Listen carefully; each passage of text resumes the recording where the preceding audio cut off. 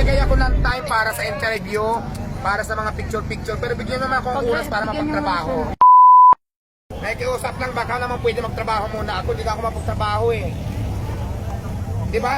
Diba sabi ko may time naman para sa interview ng vlogging, sa picture-picture. Bigyan nyo naman akong time para makakilos ako sa tindahan ko kasi mas priority sa akin yung tindahan ko. Paano ko yan ma-handle?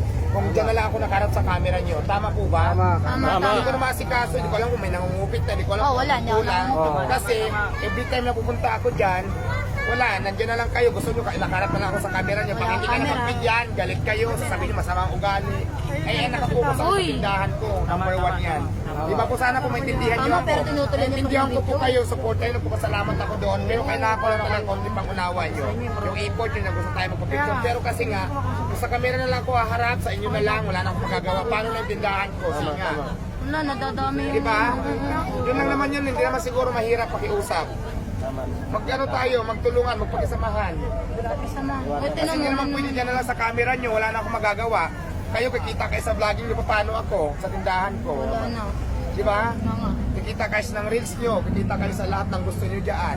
Wala naman akong pakialam sa kita nyo. Pero sa akin lang naman, hindi naman ako ng time kasi parang hindi na normal para makapagtrabaho ako dito. Sobrang kasi nagninegosyo po ako eh. Diba po? Nagninegosyo po ako. Masyado na siyang na ano eh. Tapos pag nag-videohan nyo ako, may masama ako nasabi sa inyo. Tapos ano pa, i-upload nyo para malaman ang views nyo. Tapos Naging masama ako, di ba? Attitude na, ugali na, lumalabas ang kulay na kulay. Yan ang mga upload nyo, di ba? Kasi gusto nyo maraming views para kumita kayo. Pero sana naman maintindihan nyo ako. Yun lang naman yan eh. Di ba tama ba? Yes, tama. Correct. Anong lumalabas sa Facebook ngayon pag hindi ko kayo pagbigyan? Lumalabas ang tao, kulay na ugali, mataray. malaki ng ulo. Ngayon, nakikiusap na naman ko sa inyo, baka pwede pagbigyan nyo naman ako para mapagtrabaho. Yun lang naman eh. Katulad ngayon, nandito ako para ako nakakulong. Kasi pag lumabas ako dyan, nandiyan kayo, hindi na ako mapagtrabaho. Para naman siyang ano, para siya nasa preso na eh.